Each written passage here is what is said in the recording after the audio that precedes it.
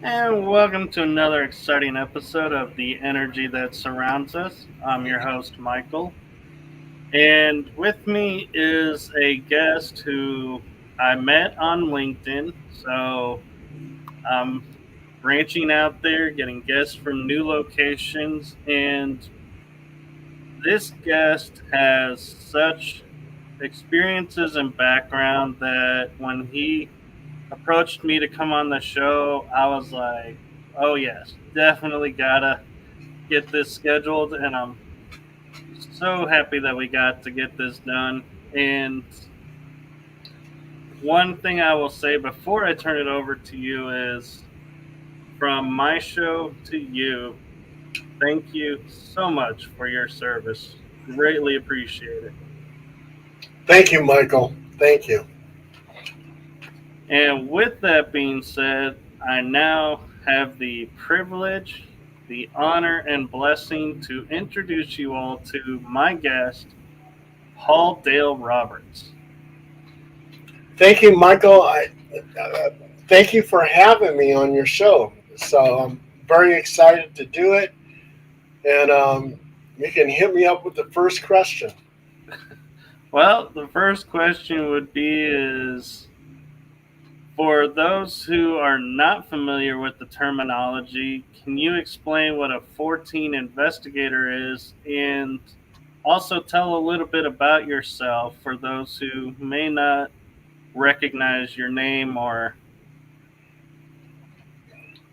Okay, well, Michael, a Fortean Investigator is a person who investigates all things paranormal, from UFOs to demons to shadow people, cryptids, ghosts, you name it, we investigate. If it's paranormal, it's outside of the norm, we're there to investigate. So that's what a Fortean Investigator, and that derives from, like, you probably go to Barnes and Nobles and you'll see Fortean Times. And Charles Fort was a person who was very, very curious. And he was curious about the paranormal. And that was all things paranormal. So the word Fortean comes from the individual known as Charles Fort. That is very cool. And for the full transparency, as we were discussing that backstage and discussing that I could call myself a Fortean podcaster because I like to have a show about all things paranormal, just like he was saying, investigating. So it's very cool to learn a new term to describe oneself. Oh, yeah, absolutely. You're a Fortean podcaster. So you have a new title there, Michael. I will wear it with pride.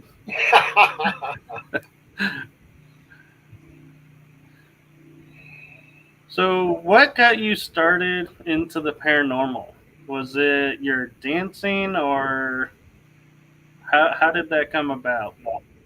How much time do you have, Michael? I have as much time as you want. Well, it all started off when I was a child. I lived on Effie Street in Fresno, California, and that house was haunted. Or it was my childhood imagination. The things that were happening to me, if I was laying in bed, and mind you, Michael, I was a little boy. I was laying in bed and I would see these skulls with wings fly into my room. There was a night that I heard these rolling wheels coming down the sidewalk and approached my bedroom window, and my window raised halfway up. And there was what looked like a tea kettle, a black tea kettle, and the snout pointed towards me and blew out this gas. I started hacking and coughing. My mother comes into the room to give me some cough medicine, and it turned out to be poison. She ran when she realized it was poison. She took me into the bathroom and made me vomit all that stuff out. Um, the entity actually pushed me into the heater and burned my leg. And there was one time I was looking out the window and I heard a very soft voice, and it sounded like my mother's voice. And she was going, Dale, come here, calling me by my middle name. Dale, come here. It was an orange grove. And I don't know what would have happened to me, Michael, if I had actually went into that orange grove. Maybe I would have vanished or disappeared. Something would have abducted me. I don't know. But I was so scared, and I actually thought it was my mother. But I ran into the kitchen, and there was my mother. So the entity was trying to entice me to go into that orange grove. So as I got older, I was very curious about the paranormal. I said, did that really happen to me? And as old as I am now, Michael, I'm 69. I can remember it vividly. It's almost like it happened yesterday. And so I started reading books on the paranormal. I would take these paranormal books, along with some comic books, up to my treehouse, and I would read Brad Steiger's books. Brad Steiger is a legendary author on the paranormal. So I became very knowledgeable about the paranormal. And some of the kids in the neighborhood, they would come up to the treehouse and they would bring their Playboys. And they said, hey, Paul, you want to read one of our Playboys? No. And they said, all you're doing is reading comic books and paranormal books. I said, that's what I'm interested in. I don't want to look at the Playboy books. So as I grew older, I became very knowledgeable about the paranormal. And at the age of 18, I joined the Army. I was an MP, military policeman, and they had a huge narcotics problem in Germany. They had a thing called the khaki mafia, and it was run by a sergeant major and a colonel, and they were distributing drugs. They had prostitution, all kinds of illegal things. So they needed some MPs like myself to work undercover. So I was working undercover narcotics with the Drug Suppression Team, CID, Criminal Investigation Division, and went all throughout Germany buying drugs. And I would testify at Article 32s and court martials. This is where I gained my investigative skills of interviewing people and seeing if their story is consistent. So that helped me to become a paranormal investigator. But little did I know that I was going to be a paranormal investigator. So I got out in 1976. I left Germany, got out in 1976. My life was in danger in Germany because I was busting so many people. I was busting GIs, and I was working with the German Kripo and busting German civilians who were dealing narcotics to the GIs, to the soldiers. So they put me at Fort Hood, Texas, and I was under General Patton Jr., which is the son of General Patton, and with Second AD Hell on Wheels. So one of the things I remember about General Patton, he came up to me, he was inspecting the troops, and he looked at my boots and he says, Paul, did you, he goes, Roberts, did you polish your boots with a Hershey bar? So it was like, oh my God, I want to piss this guy off. But anyway, I got out in 1976. And when I was working undercover narcotics, I would go to discotheques to bust these drug dealers. And I would watch people dance. And I said, boy, I could probably do that. And before I knew it, I became a good dancer. So I became a good dancer in Germany. And so when I got out, my first job was with Aurthur Murrays. So here I am. And I become the third and fifth disco king in Sacramento. I'm dancing, doing all this crazy stuff. And I danced 205 hours, 8.5 days for the Guinness Book of World Records. And I was featured in Ripley's Believe It or Not. So 1979 comes along, and they had this demolition crew that destroyed all these disco records. Disco died. I was performing on stage, and I was performing with Jeff Kutash's dancing machine, and we were the first number to share in Harris Tahoe. So I met Monty Rock III, I met Wolfman Jack, Cher, and so Suzanne Summers. I met a lot of celebrities during the time when I was a disco king. But in 1979, disco died, and I got booed off stage, and people were wearing T-shirts that said "Disco sucks." Wow. So disco days were over with, Michael. So I went to a movie theater, and I'm sitting there watching James Bond. And I was thinking in my head, I said, I wonder what those military intelligence guys did. So before I knew it, I was talking to the Army recruiter. And before I knew it, I was signing on the dotted line. I was going back into the service. So I became a 97 Bravo, an intelligence analyst with the military intelligence. I was with the Photo Interpretation Center in Korea, and I worked with image interpreters, and they would identify a little dot as a T-72 tank. And on one particular day, and the reason why I went into military intelligence is to see if military intelligence knew anything about UFOs. And we call them UAPs now, unidentified aerial phenomenon. And on one particular day, Michael, 6 photographs came in. And those 6 photographs were taken from our reconnaissance satellites and reconnaissance aircraft. They were 6 photos of UFOs. One photo was a UFO that was globe shaped.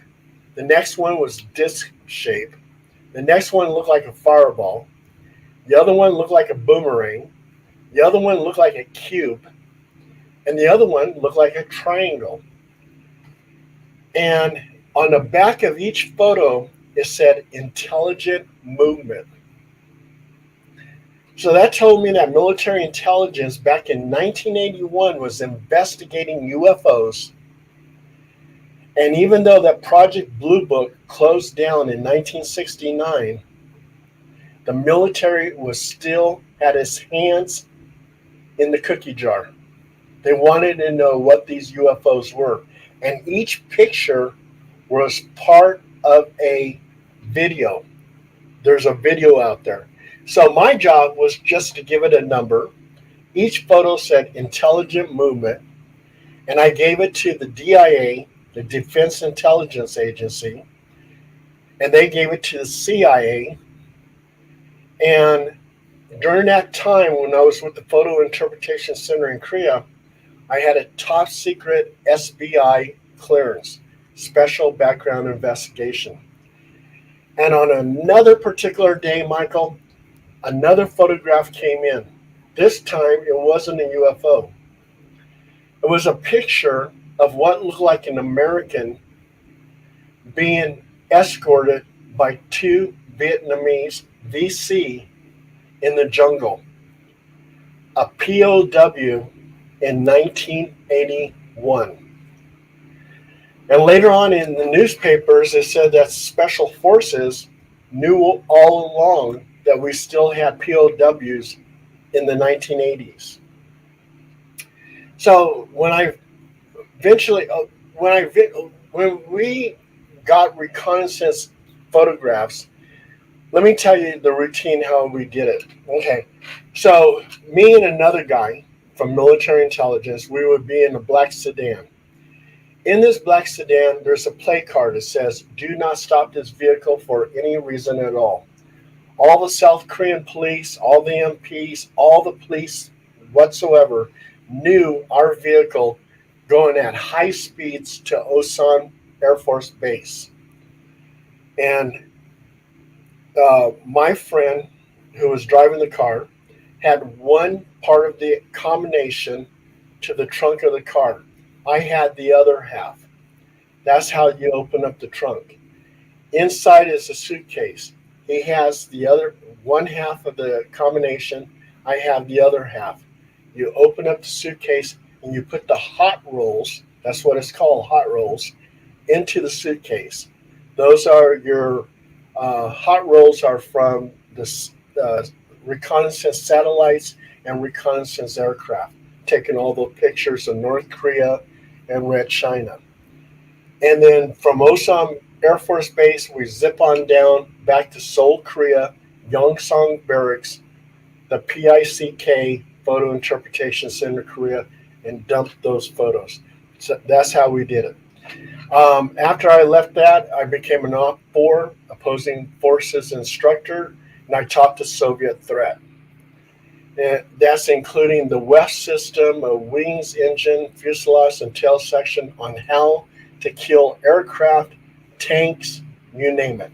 And also, too, I had to teach all these different special forces like the 101st Airborne, 82nd Airborne, Green Beret, Delta Force, you name it, Navy SEALs, on how to use AR-47s, AKS, which is a modified version of the AK-47, SVD sniper rifle.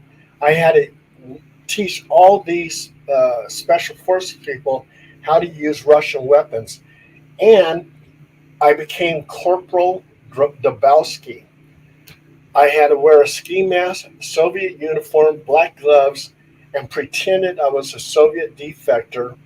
But a lot of those special forces guys, they realize, hey, that's that soldier. That's, he's an American soldier. He's impersonating a Soviet soldier. So anyway, that's when I got out in 1986. I've always been a pretty good writer. So, and I love comic books. So I became a comic book journalist. I was reviewing comic books. I interviewed William Shatner, Stan Lee. Stan Lee is such a nice guy, let me tell you. So I was interviewing comic book creators. I was being published in comic book magazines. So I was a comic book journalist. And then one day, hey, Ghost Hunter, I'm finally coming to the end there, Michael. Hang in there. Hang in there. Okay, so anyway, I met this ghost hunter, and she said, hey, Paul, would you like to go? She goes, you're a good writer, blah, blah, blah. I read some of your stuff. Would you like to write a story about our investigation at the National Hotel? I said, yeah. I said, what are you guys doing? She goes, it's a paranormal investigation. National Hotel's haunted. I go, yeah, why not? So I tagged along. I interviewed some of the ghost hunters. I wrote the article, and it was published in 2 British magazines. And the owner of the time said, oh my God. She goes, how would you like to be a permanent member of our team and be our ghostwriter, our journalist? I said, yeah, why not? So I left the comic book business. No more was I writing for comic books.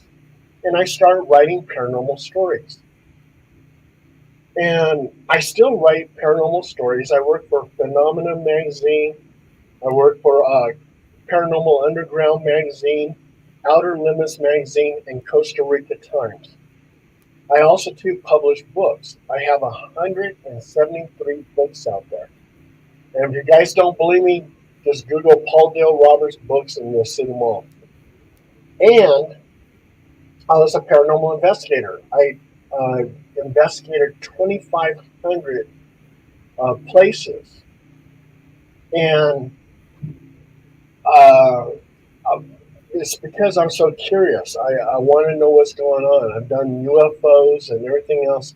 I've investigated Area 51, uh, Skinwalker Ranch. Skinwalker Ranch. Not the actual ranch, but the valley where the ranch is at. Um, um, I've always been curious about the paranormal. So even though I wasn't a paranormal investigator, during my travels, and I've been like 59 countries and territories, I would go to the most haunted places like the Tower of London and stuff like that, or the bridge over River Kwai in Thailand, just to see if I would experience anything. And Michael, that's how I became a paranormal investigator.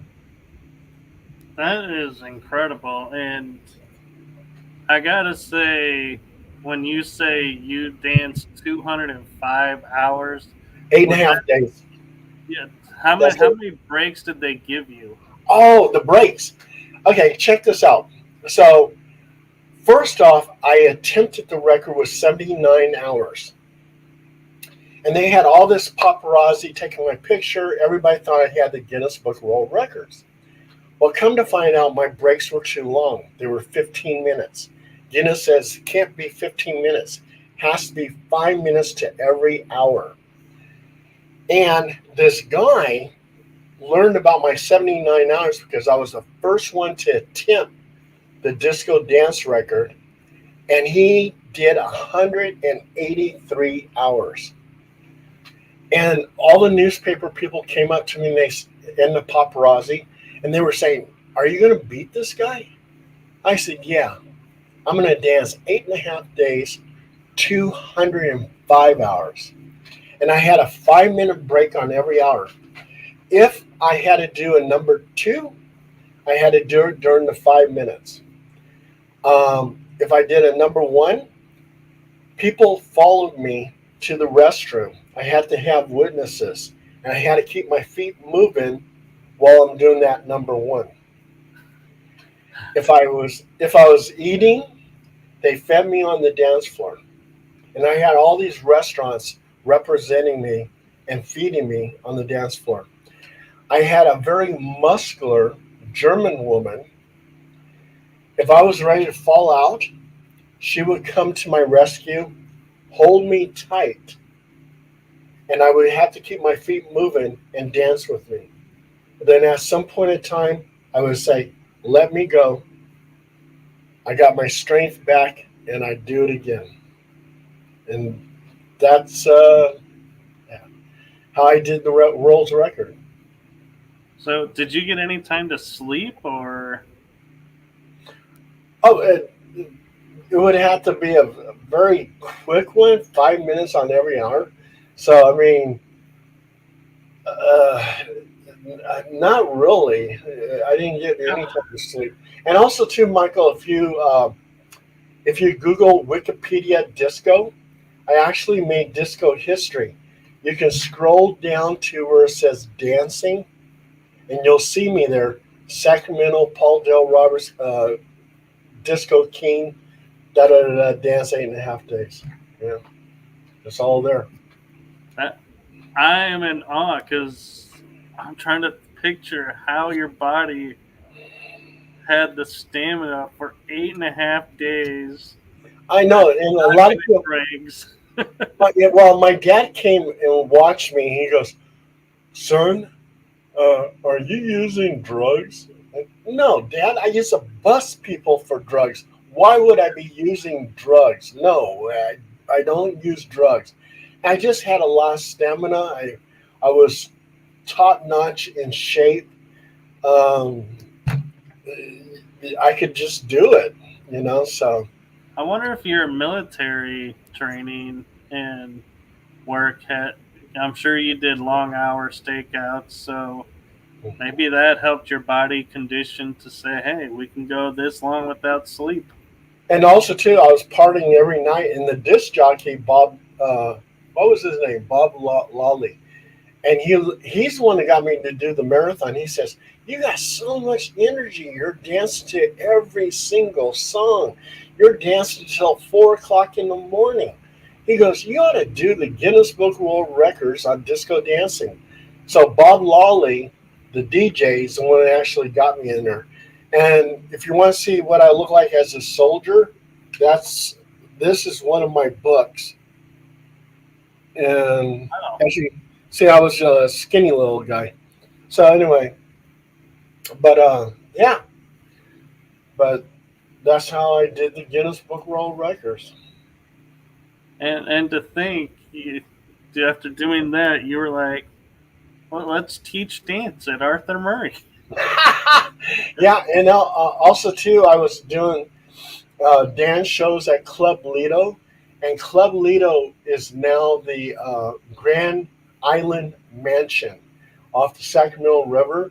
And at one time, these two rich guys owned that mansion, and they had Fleetwood Mac going to one of their parties in a helicopter. So the helicopter would land, and Fleetwood Mac would come out. The tubes would be playing music inside the mansion, and then they would have me doing a dance show with all these different celebrities and stuff. Man, that sounds like you were living the actual true high life without Yeah, side effects. I definitely had fun. It was fun. It was, yeah, seems like yesterday. So I'm kind of curious. You mentioned, investigating a few places. What location, like Bridge over River Kwai or Stonehenge or Prague, which one sticks out to you as like that one was your favorite? Area 51 was pretty interesting.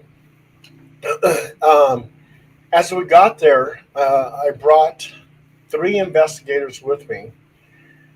Uh, the people at the Illi Inn were very hospitable, and they had us go ahead and set up our tents in their parking lot. So that was very nice of them. And one of the guys brought out his ATVs. I think that's what you call it, ATV. And we followed him into an abandoned village at Area 51. And this abandoned village, they didn't understand why it was abandoned, but for some reason, it had to do with the military. And they said a lot of the houses were haunted. So we did an investigation there, and I did get some EVPs, electronic voice phenomenon. So the place is definitely haunted. One of the houses, they had a little bird inside, and I became the big hero and got that bird out the window. And so it's like, hey, you did a good thing. Um, we scanned the night sky all night long when we got to the parking lot. Two of the investigators saw some objects in the sky. I call them starlight UFOs, and they were moving erratically. I didn't see it because I was busy inside the bar interviewing people. I thought you were going to say inside the bar having a drink. No, no, I had to keep a clear head, so I was interviewing people. We went up to the gate at Area 51, and I was looking with my binoculars up on the hillside, and I see this guy in camis, and he's looking at me with his binoculars. So I'm looking at him, he's looking at me. And then, as I was watching him, he pulls out a sniper rifle, and he's pointing it at me. And I go, oh, I bet. yeah. And I said, we need to wrap it up. No, no, no, no, this is interesting. And I said, there's a sniper out there, and he's pointing his weapon right at us. Okay, as we were leaving that gate area, um, two other investigators claimed that they saw a UFO over on the hillside. Again, I didn't see it because I was concentrating on the road. Um, we took some dirt samples for a UFO group, and they analyzed the dirt sample, and they said that the ground out there was eradicated, and they don't know why it was eradicated. And also, too, they found little tiny wires in the dirt, and they don't understand what those wires were. Back at the Alien, I interviewed two people. One of the people claimed it was a guy, and he claimed that he worked at Area 51. He says that they would transport him in a bus, and the bus would have blacked out windows. He says on that bus was Bob Lazar. He said that he vouched for Bob Lazar and said that he actually worked there. At the Alien, they even have a picture of Bob Lazar on the wall because they said he worked at Area 51 at S4, back engineering UFOs. So he vouched for it. He says he doesn't know what kind of work, because you have to have a need to know. When I was with military intelligence, I worked in this one little room, and a guard would take me into that room. The next room over, I didn't know what was going on over there because I didn't have a need to know. So I knew everything was happening in this one room. I'm working with image interpreters. We're doing sit maps. We're figuring out if those are training exercises or is there going to be a war. So that was my job. What was happening in the other room, I don't know. So the same thing with this guy that was interviewing. He was said, I know where I was located at. I know what I was doing, but I don't know what Bob Lazar was doing. But I do know he was working at S4 Area 51. So that was very good. I got that information. The next thing, and George Knapp actually tweeted that we were actually doing an investigation at Area 51. So a lot of people were listening to me to see what the outcome was going to be like. One of the other people that I interviewed was this woman, and she said that on one particular day, she heard all these sonic booms. Okay, well, that's natural because they're out there experimenting on aircraft. So you're going to hear sonic booms. And then she said this small craft came to her eye level, and there was a pilot there, a human looking pilot, and he waved at her and smiled. And then all of a sudden, his craft zipped up into the air and practically just vanished. So that was interesting, and she swears up and down that she actually saw that. So that was my experience at Area 51, which I found very fascinating. Got to meet some great people. A lot of people I talked to, and I'm trying to get information about Area 51, they didn't want to talk about it. I know some things, but I don't want to talk about it. I don't want to get in trouble. I go, okay, whatever. But I talked to the one guy, the one lady, and I got that information. No, that's incredible information. And what's interesting is a lot of the people that I've watched doing interviews working Area 51 said the same thing. Everything was compartmentalized. We don't know what anybody else was doing. The bus was darkened out. And so, yeah, it's interesting you brought up those facts because it's like, yeah, that validates what other people were saying there, whether they were there or not. But I don't know. But it's interesting, that they had the same story. And the other thing is, when you say the lady saw a humanoid looking person in the craft, I have been talking with a lot of people about star races, and they say there are quite a few that do look human. So she very well could have seen an alien in a craft. Oh yeah, absolutely. Yeah. It's amazing the world we live in and the amount of stuff going on around us that if we'd only take a moment to stop and think and look at, how much would we be more aware than we are? Oh yes. I believe, Michael, that we live in a big multiverse and there's so many alternate type of realities and everything else. The universe is a very mysterious place and there's so much to explore, so much to learn. There's a lot of stuff out there. Yeah, and it's interesting you bring that up because one of the places that you have investigated, I wonder if because of the way it looks from the air, if it could be a portal to somewhere else, and that's Stonehenge. We assume it's a calendar because of the way the alignments are, and we assume, it was built for this purpose, but we really don't know. And so I was curious with you investigating there, what was that like, and how did you even get permission to investigate there? Um, I didn't get permission to investigate Stonehenge. Um, at the time when I went to Stonehenge, they actually had a fence around Stonehenge because some people were doing some graffiti, so they had to make sure they stopped that.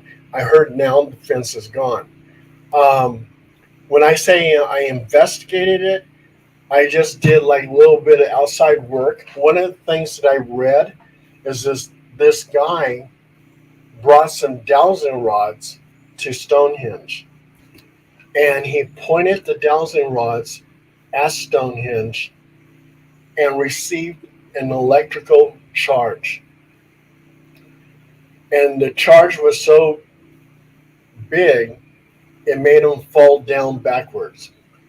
So I brought dowsing rods just to see if that would work because I actually believed that story at that time. So I tried and tried and tried, nothing. I didn't get anything. So that was actually my little investigation. I was there, and that's what I did. Um, my ex-wife at the time was with me, and she goes, "I'm tired of looking at these rocks. So let's go down to London." She wanted to go shopping. So that that was the end of my investigation, Michael, of Stonehenge. Wow. Oh, also too, I was looking because crop circles are sometimes seen by Stonehenge. So when I was riding on the bus, the tour bus, I was looking for crop circles, but I didn't see any crop circles. Oh, Yeah. yeah. And I think it's funny how, like, you call yourself a Fortean investigator. You went from investigating Stonehenge to investigating shops.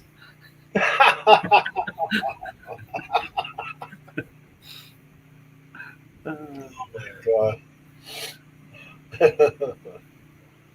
so, where are some places out there that you know of that are haunted that you're like, I want to get there? Because you've done the Paris catacombs, you've done the bridge over River Kwai, which I find very interesting because a lot of people don't only think of that as a movie. And Michael, check this out. A lot of times when you investigate these places, you know, not all the times things happen. So I've done a lot of investigations where we absolutely got no evidence. Spent a lot of time investigating and nothing. So it just all depends, you know. And what you watch on ghost hunting TV shows, you know, and it seems like every single episode they get evidence. To be honest with you, I've worked a lot of the behind the scenes stuff. It doesn't happen that way. No. No, it's BS. To be honest with you. And the public who watches it, they buy into it. So, you know, which is kind of sad. I've seen some things when I've done my investigations. There was a case that I did in Citrus Heights, and till this day, it blows me away. And it's actually better than Stonehenge. I mean, I've done Jack the Ripper, Kwai Twins, East Indian. I mean, East London's candlelit tour. You know, and it feels depressing when you go to the murder sites of Jack the Ripper and stuff like that. But what happened in Citrus Heights, which I'm going to tell you, blew me away. It made me a believer of the paranormal. And what happened was, I was a new paranormal investigator. I took these paranormal investigators in training, which I call scouts. I took 15 of them to this home in Citrus Heights in California. And I put 5 in one room, 5 in another room, 5 in another room. And 10 of them in 2 rooms were falling asleep because nothing was happening. And then I go into this one room with 5 investigators, and you can hear a little girl giggling. I said, wow, do you hear that? And they go, yeah, we're recording it. I said, she's no more than maybe 2 feet in front of me, sitting on this corner of the bed, but I can't see her. They said, yeah. And I heard her giggle again, and I put my head down. I go, hello. And she goes, hello. I go, holy. I can't say the word. And I said, oh my God. I said, let's get everybody in here. So we conduct this seance in this room. All 15 scouts are in there. And as we're doing this seance, you can hear the little girl giggling. There's pounding on the walls. Then there's scratching on the wall, and it sounded like the Cenobites from Hellraiser going through the walls. And all 15 scouts are running out the front door. And I had to get them back. And I said, you guys got to come back. I said, this is like a breakthrough. We got to continue on. So they were reluctant to come, but they came. So we're all sitting around doing the Ouija board thing. And I don't do that anymore, but we were playing around with the Ouija board. We're doing the seance and everything else. And we had 3 walkie-talkies on the floor, and they're all on the same channel. And then all of a sudden, one of the walkie-talkie turns on and says, there's a man's voice, and he goes, get out. All 15 are running out the door again. So the occupant looks at me. She goes, Paul, I have to live here. She goes, why don't you send him home? She goes, I'll tell you what, you're welcome to spend the night in this bedroom. I said, I can? She goes, yeah, you can spend the night. Okay, so I sent all the scouts home. I go, okay, get out of here. So here I am in this bedroom. They got the video camera going. And I fall asleep. And on the video, you can hear some tapping noises on the headboard. You can hear a woman's voice saying, Paul, Paul, Paul. You can hear a man's voice mumbling. And at the foot of the bed, you can hear a child moaning. And I slept through the whole thing. In fact, you can't even hear me snoring on that thing. So, that investigation at that Citrus Heights house blew me away. I became a total believer in the paranormal. I said, okay, paranormal is real. Because I was starting to have my doubts. As a paranormal investigator, sure, I heard the EVPs and stuff like that. But I wanted some real proof. I wanted to see something, to experience something, to make me a true believer. And I became a true believer. And after 2,500 investigations, I've seen only 4 full body apparitions. Only 4. So it's a rare thing. So when you're watching these TV shows and they're going, oh my God, this is happening, blah, blah, blah, and this is happening. And it's every single episode BS. It's BS because it doesn't happen that way. All the investigations I've been to, there's so many times that just nothing happened, or you find natural causes. Right, and one of the things I like to point out is if you remember ghost hunters, when they, in the very beginning, were doing their shows, they would say day 1, day 2, day 3. So you realize this is like a week's worth of footage combined down to an hour.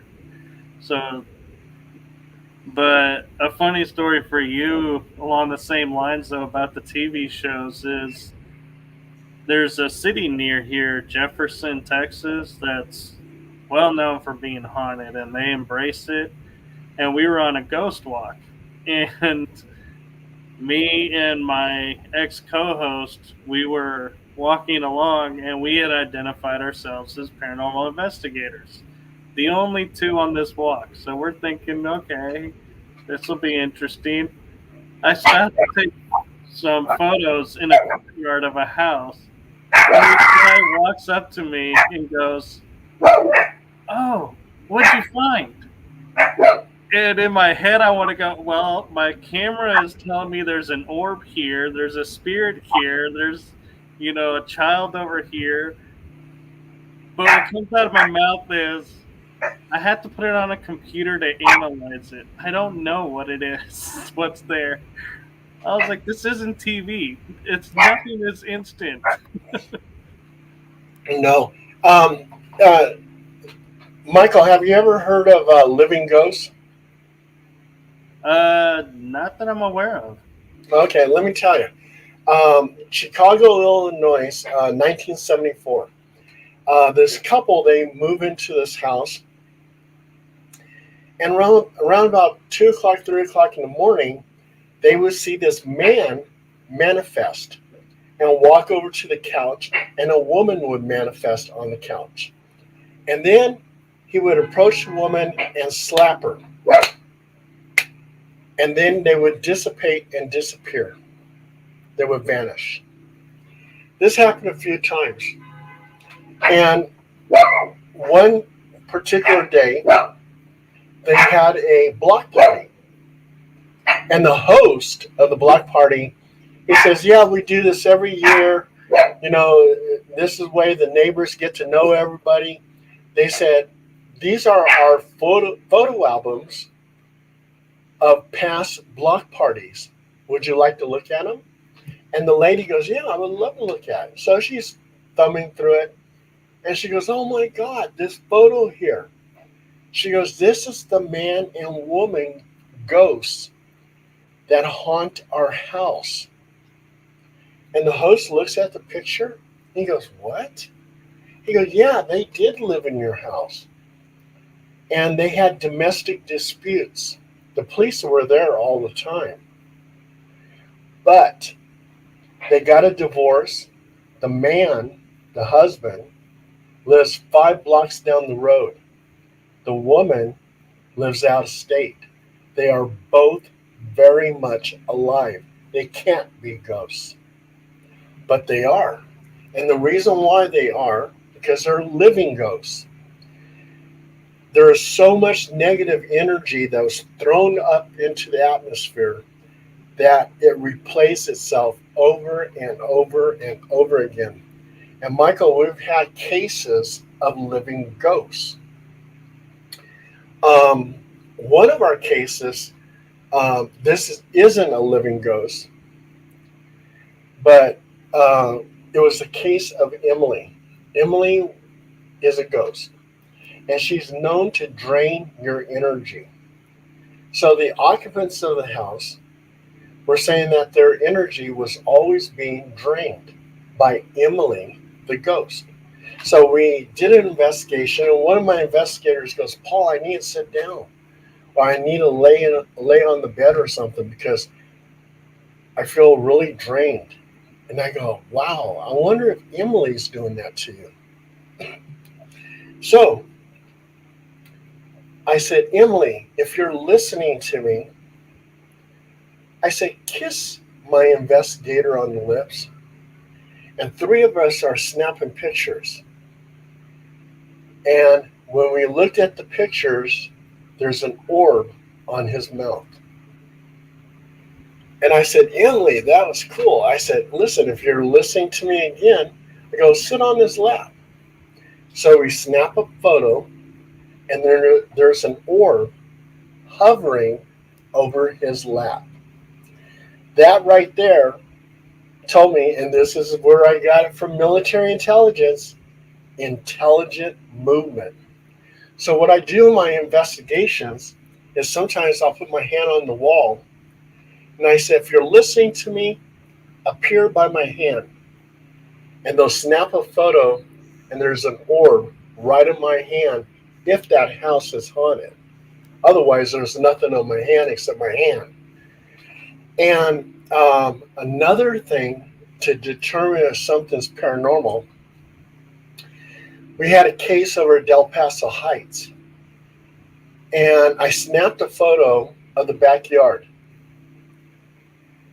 And I noticed I had 2 designer orbs.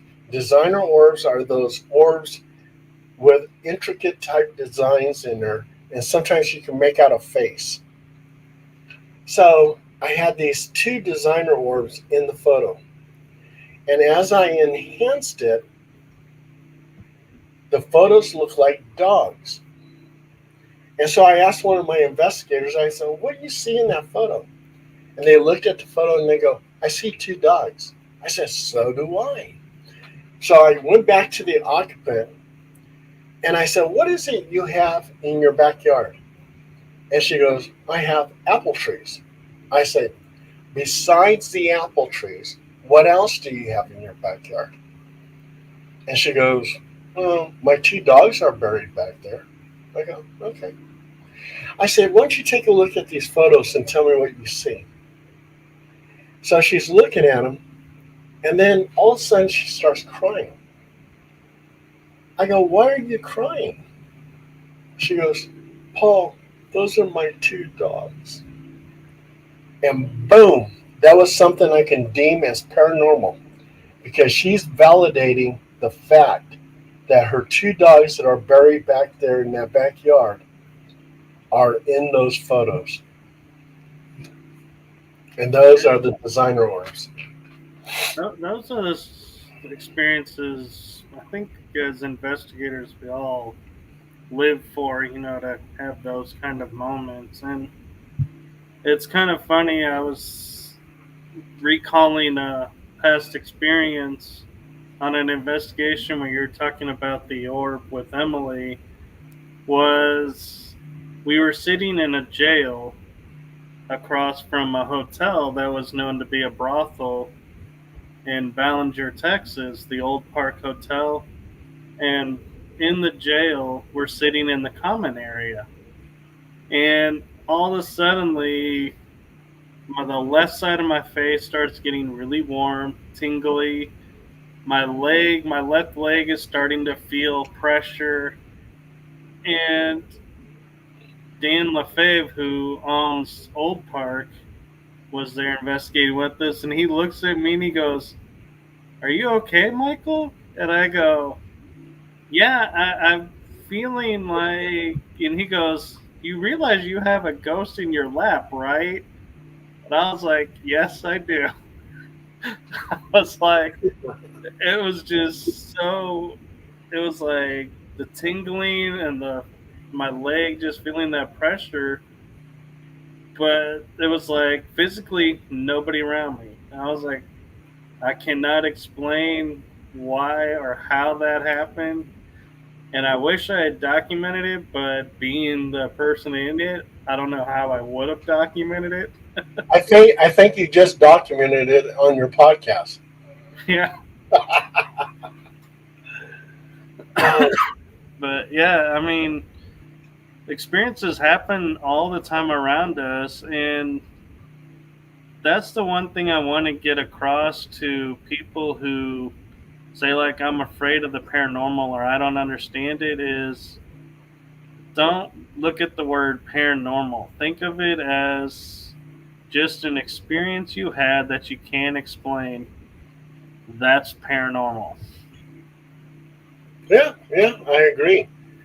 Oh, and also too, um, dogs do have spirits, and this is my dog that died recently.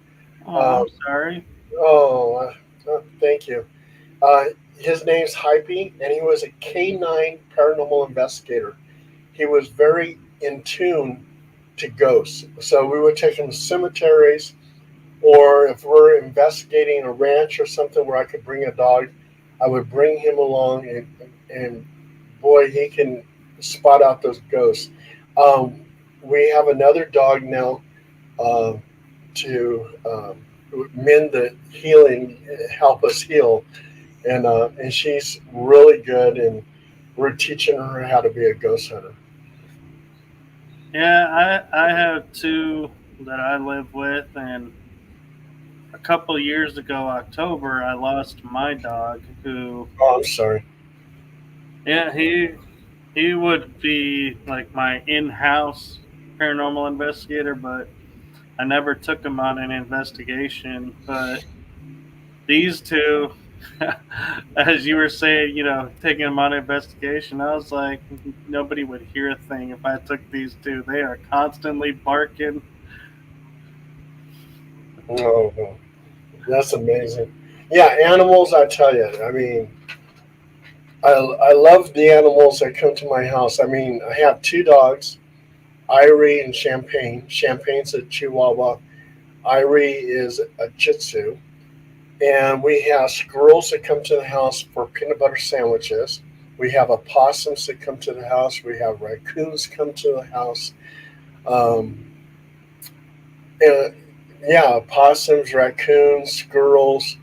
Oh, feral cats. We have feral cats that swing by. So I love animals, and they do have spirits. They do have, when they depart, they do have a ghost that wanders about. So, Yeah, I can tell you when I had two Lhasa Apsos when I was growing up, and my dog that recently passed was a miniature schnauzer, and I can hear, even though it's carpeted in the area because it sounds like it's in the hallway of my house that I was in at the time, was carpeted, but I would hear their nails.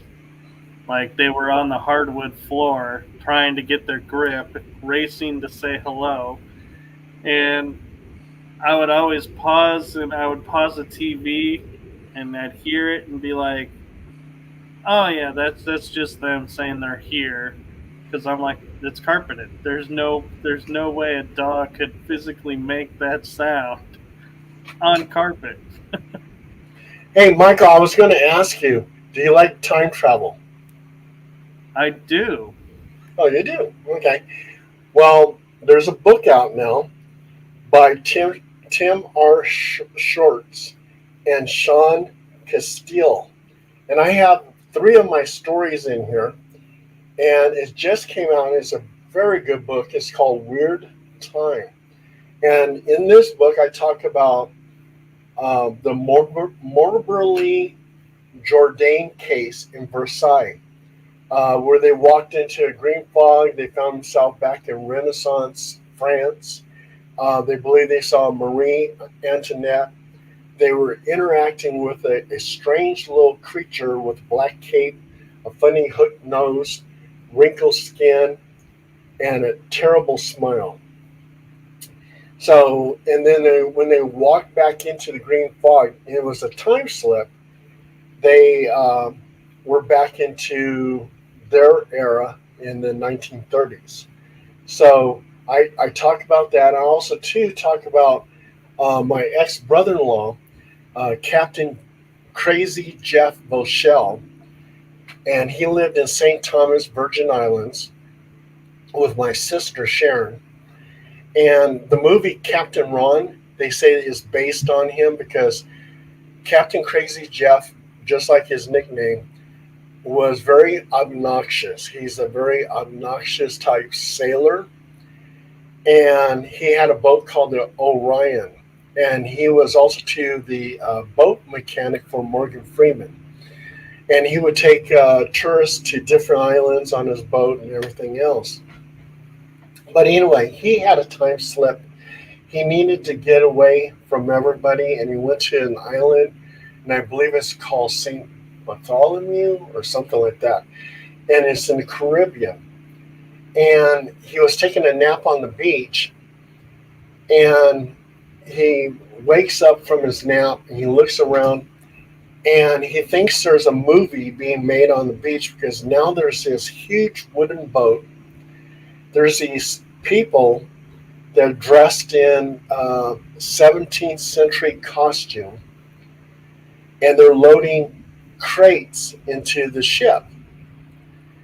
And Captain Crazy Jeff was very, very tired and watched it for a while and said to himself, well, it's got to be a movie because they make a lot of movies in the Caribbean islands. So he dozed off. And when he woke back up again, the ship, everything was gone. So as he reflected on that incident, he started thinking, was that a time slip? Did he actually somehow went back into time and saw that? So that's one of the stories I have contributed into this fantastic book. So if you ever run into it at Barnes and Nobles, yeah, pick it up. So Yeah. And I'm kind of curious. I wish he had stayed awake because I wonder if the people loading the boat and on the boat ever saw him.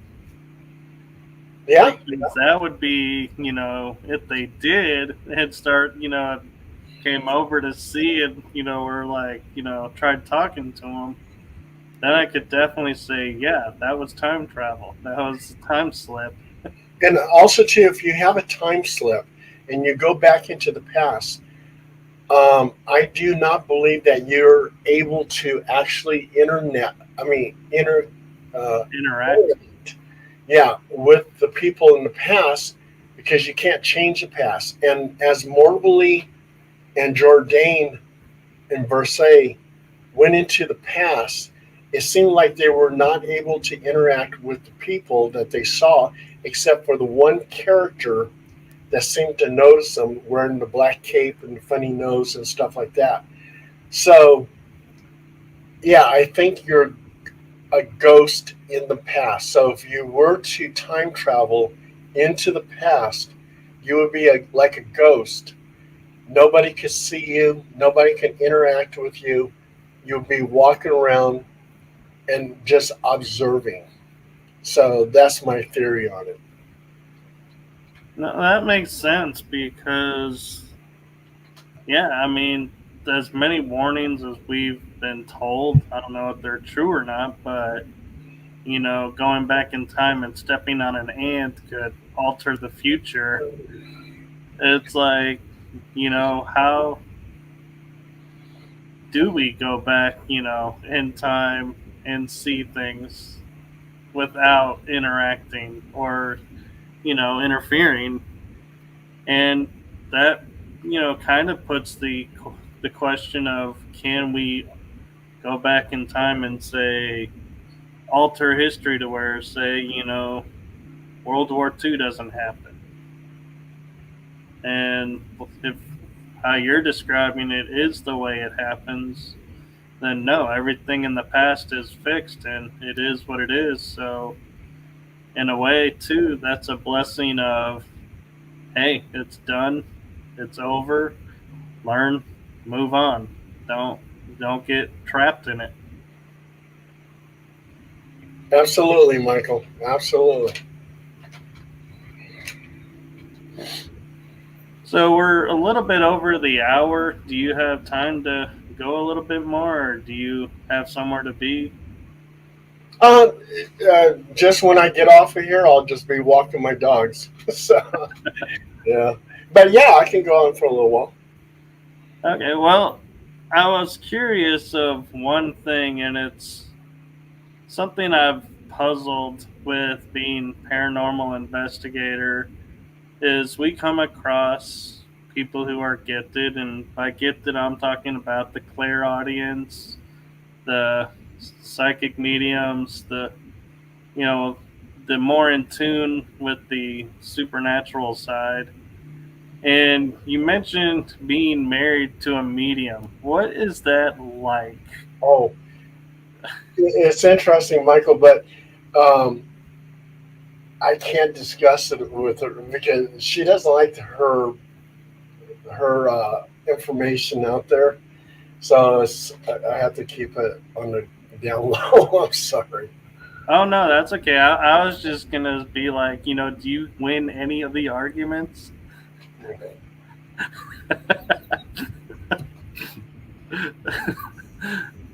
Well, I could respect that. And so, one of the things too is, um, you mentioned in Prague coming across a headless Knights Templar spirit. What was that like?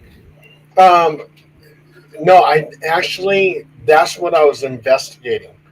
Um, there's there's supposed to people have cited a headless Knights Templar in Prague in this certain area of the city. So I went to that area, and the only thing that happened to me because there was some cobblestone road is I felt like I was being kicked from behind, and I was thinking, "Wow, was that the ghost?" But it wasn't the ghost. My When I was walking on the cobblestones, I injured my foot, my Achilles heel, and it was all red and swollen.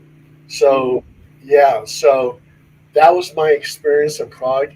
I didn't, I mean, I was there, but I didn't witness anything really of the paranormal. I thought what my injury could have been paranormal, but thinking about it later, I feel that it was because of the cobblestone road that caused my injury. Yeah, cobblestones, if you're not used to walking on them, you got to be careful with those. So, what was the bridge over River Kwai like? Okay, very depressing. There was a lot of murder, torture, suicides over there. Um, um, so as you went there, and they also too they have mannequins dressed up as soldiers who are injured and stuff like that. Very depressing place. I mean, you have a feeling of dread when you walk in there.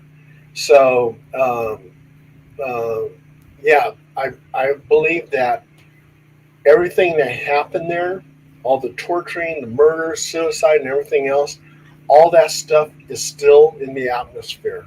and you feel it. So you feel it when you walk through there, and that's my impression on it.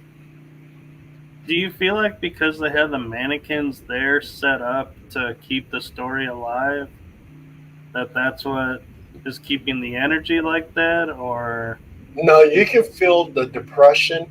I mean, I'm not a psychic or anything, but I could feel the depression in places like that. Tower of London, since you walk in there, people were tortured, murdered, suicide, everything. People getting beaten up and whatever. You can feel the negative energy in that atmosphere. Um, when I did an investigation of Richard Twitton Chase, aka the Vampire of Sacramento, serial killer. One of the houses, there was 5 family members there. They asked him, they said, "Why did you select that house?" He says, "Because they kept the door open." So if they had locked the door, they wouldn't have been slaughtered. But he went in there and slaughtered them. One of the ladies was pregnant, and he killed her. And as we got there and being around that house, you can feel the depression. You can feel the horror that that family faced when they met up with that serial killer. And that serial killer was so sick. I mean, he would take the head off a bird and drink his blood. And that's why they call him the Vampire of Sacramento. And also, too, there's like a little half wall by that house. And behind that wall, as he was watching that house and watching those people to see if they're going to leave their front door open, he was defecating at that behind that wall. So yeah, you can feel the depression, Michael. It's pretty sad. I wonder, do you go to many military sites of like tragedies and stuff and investigate? Every military installation is haunted. Why? Because you have training accidents in which soldiers lose their lives. So when I was at Fort Hood, I remember a tank running over a soldier who was out sleeping in the fields because he was sent out to the fields. He was taking a nap. Here comes the tank. He didn't hear it. The tank ran over him. So you have training accidents. You have suicides. People who don't want to be in the military and they commit suicide. You have murders. Fort Hood, Texas. Oh my gosh. You had that love triangle where that man and that woman killed the guy's girlfriend, whatever. Right. You had that. You had that one guy who was a major, but he had a philosophy and he believed in what terrorists were doing with the 9/11 and all that. And he killed, I think, like 14 people, shot them all down. He was an active shooter at Fort Hood, Texas. So, I mean, you have so many killings, murders, and suicides and everything. Every military installation is haunted. And that was my experience. I've been to Fort Jackson, South Carolina, Fort Benning, Georgia, Fort Gordon, Georgia, Fort Leonard Wood, Missouri, Fort Ord, California, Fort Huachuca, Arizona. All those places that I visited, they were all haunted. There was always stories about ghosts. I wonder, with you pointing that out about Fort Hood, is it possible that the people may have been affected by something that's there that kind of drove them to do that? Or do you think, no, there's the energy that's there can't control the people like that? No, what the deal is just death. When you have a place where there's a lot of death, I mean, things can happen, portals can open up, different type of entities can come through. Um, the people who were brutally murdered, let's say at a fort, um, come back and why was I killed? They're confused and stuff like that, and the place becomes haunted. I think before Fort Hood was there, it wasn't haunted, unless there was something happening on the land. But when Fort Hood was built there, and the things were happening, training exercises, murders, suicides, whatever, then the place became very, very haunted. And I seen it over at Camp Beauregard in Louisiana, Fort Polk, Louisiana. I mean, I seen it everywhere. So military installations are haunted. I also wonder, I believe it's Fort Hood, I'm confident of, has the black copters and the black. Fort Campbell, that's Fort Campbell, Kentucky. I was stationed at Fort Knox, Kentucky for a little while. I moved around a lot because I was in military intelligence, and also too, before that I was with CID Criminal Investigation Division. So I went to a lot of forts, and I was at Fort Knox, Kentucky, and up the road is Fort Campbell, Kentucky, and that's where you see your black helicopters, and those are called the Night Stalkers. So those Night Stalker helicopters are usually the ones around areas like Skinwalker Ranch or whatever, where there's cattle mutilations, UFOs seen. Here comes the black helicopters, unmarked. Right. So, because the reason I was bringing up, I was thinking it was Fort Hood, is because there was reports with Stephenville being so, with the UFOs and everything, that somebody was saying, yeah, they thought they saw a black copter land at Fort Hood, and I was thinking, well, if those are operating in the area, can that affect the energy of the base with what they're doing? I mean, it's possible, Michael. The only thing, from what I've seen from military installations, when people say, "Hey, these barracks are haunted," why is the barracks haunted? It was Joe Blow, and he was killed in a training accident, and he haunts the barracks. So it seems like things that happen at those military installations that causes death is what makes it haunted. All right, and that makes sense and everything, and I'm wondering too, with all your investigations, have you ever come across like the legendary, like say, woman in white phenomenon, or any of those types where they're like, hey, this is an omen of, and you're like, oh boy, now what do I do? Well, there's a lot of legends of the Lady in White. We've had Lady in Green, Lady in Red. So we get a lot of those stories, a lot of those type of legends. I mean, when I went to Belize, I'm right now working with the Discovery Channel's Expedition X with Josh Gates and those two investigators, because they're going to Belize. So they read my article and they got a lot of information from my article. And I talked about the Stone Lady. She also too wears all white, and she's seen climbing up the pyramid. And they believe, the legend is that she volunteered to be sacrificed. She was depressed because her lover cheated on her and stuff like that. So she volunteered to be sacrificed, climbs up the pyramid, and then people who've seen her, she vanishes. So I've done a lot of legends. The ghost of Joaquin Marietta,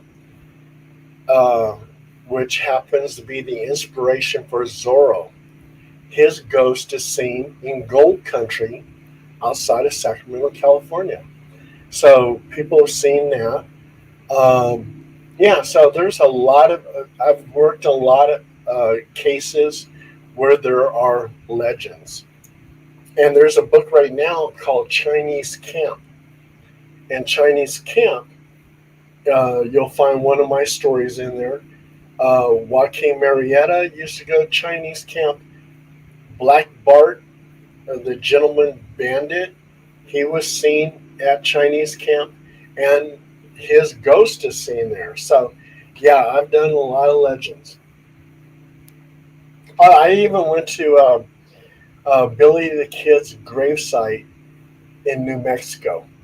So, and I've been to the OK Corral in Tombstone, Arizona, and all those areas are haunted.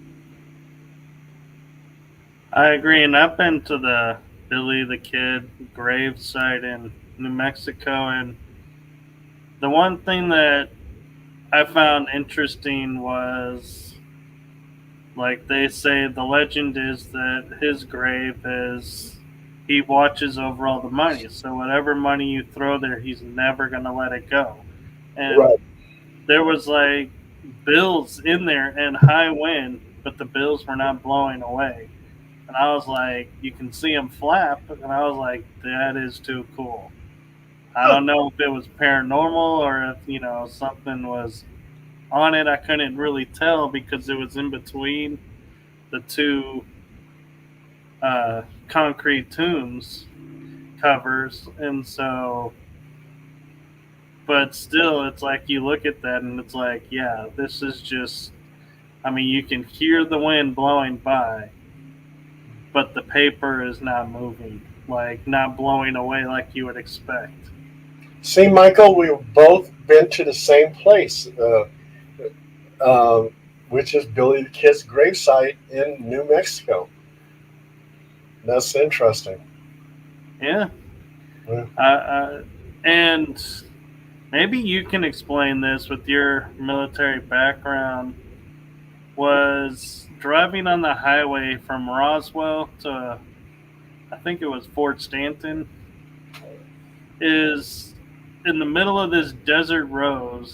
It's this total fenced in area that has no gate on it, that says if you want to gain access to this, you need to go to the nearest U.S. Air Force installation.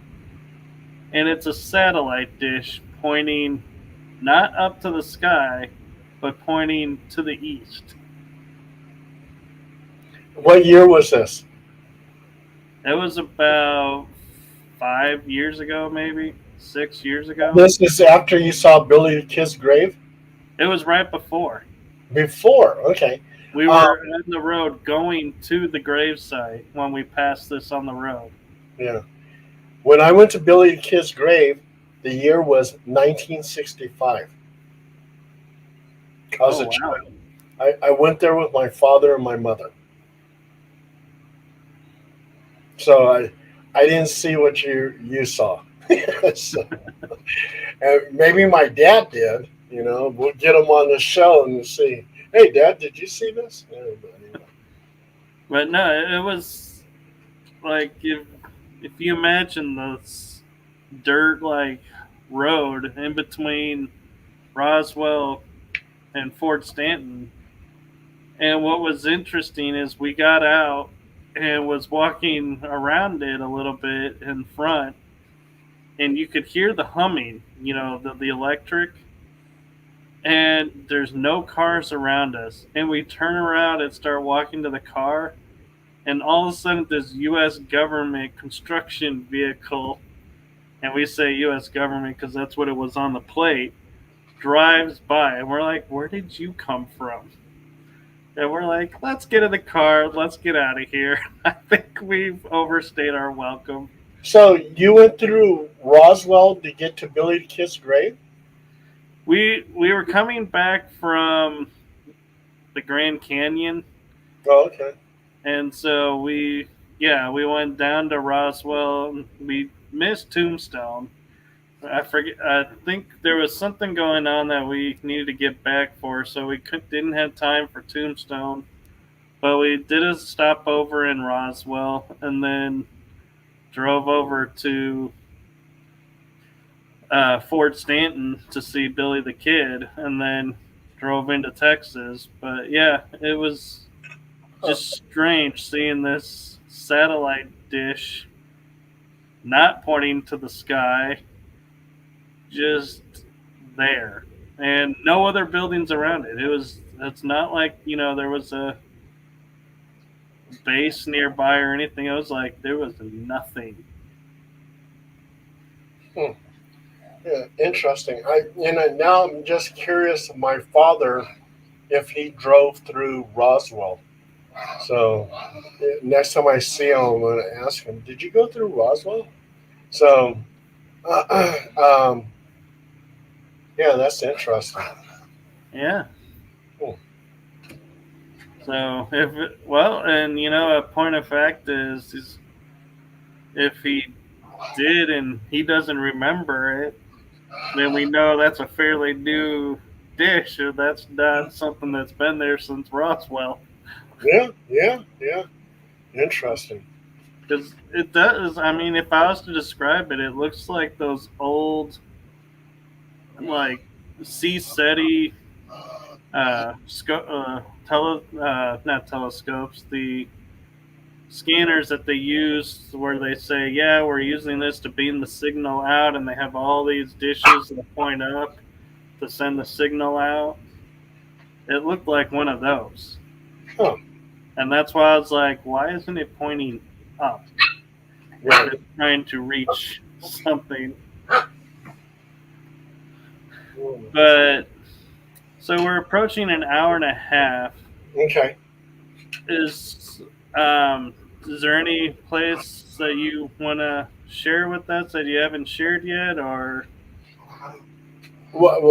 that you've investigated at, or you've been to and had an experience? I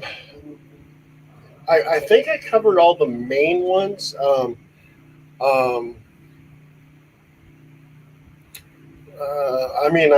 investigated Mount Shasta. I did a Bigfoot hunt over there. We did wood on wood type communication. I hit a tree 3 times with a piece of wood because that's how Bigfoot communicate. And behind me, there was a rock thrown into the creek 3 times. And bears don't have their paws; they can't throw a rock. Right. So I actually believe that was Bigfoot. We also too had a psychic medium there named Holly DeLauder, and she was the secretary to Sylvia Brown, and she too, she too was a psychic, and she came with us to Mount Shasta. There was one point in time where she goes, "Paul, take a picture of me because there's something behind me." When I looked at the photo, you can see her, Holly DeLauder, but behind her was a tilted UFO, and that picture went viral um, because it was so unique, and it was actually placed in Timothy Beckley's UFO book. So yeah, that was very interesting. Mount Shasta was very interesting. Um, I've investigated Monterey Bay because supposedly there's a underground UFO base in Monterey Bay, and people hear humming noises coming out of the bay, and they have no explanation for the humming noises. Um, um,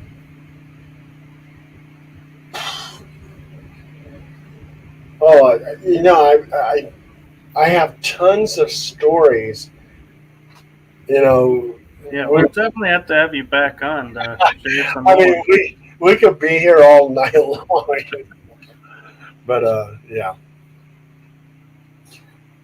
So one of the things I like to ask the guests when closing up for the episode is, based on your life experiences, it doesn't have to be through paranormal, dance, wherever you want to go with it. From, your life experience, what is one golden nugget that you would like to leave the audience with? If you're a brand new paranormal investigator and you're curious, keep on going with it. Make sure you document your findings and your investigations so historians in the future can look back at it and see what you accomplished. If you don't, keep some type of record of it, there's no glory in that. So, and I see so many ghost hunters that'll go, "Oh, there was a good investigation last night." Okay, but what did you investigate? Oh, it was confidential. Even if it's confidential, I've done investigations which the occupants don't want their name recorded. Well, just say it. Okay, I investigated so and so place, but you don't have to be specific. Record it, document it, and let the public know what you did because it's so important to get that information out because we're trying to learn what the paranormal is. And if you don't document it, we'll never know. So that's my advice. Thank you. And thank you for trusting me to come onto the show. Well, thank you for having me on the show. So, yeah. And if you guys want to, find who I am, all you have to do is Google or Bing me, Paul Dale Roberts. And if you want to see my books, Bing me, Google me, Paul Dale Roberts books, and you'll see all my books. So, okay, and I do have links in the description, and so if I'm missing any, let me know, and I can edit them in. But thank you, and thank you to everyone who's watching. I greatly appreciate everyone, and thank you again, Paul, for being available on such short notice. I'm so grateful that you came on and shared with us what you have. And so, to everyone out there, I wish you a wonderful night, wonderful day, wonderful afternoon, wherever you are in the world. And as Paul pointed out, if you have an experience, document it because that's the beauty of life is that's one way to keep our memories and ourselves alive even when we're gone is to have a record in print or video or however you want to do it to show you were here. That is one way to keep your legacy alive. So thank you to everyone and have a great night. Thank you. thank you, Michael. Thank you.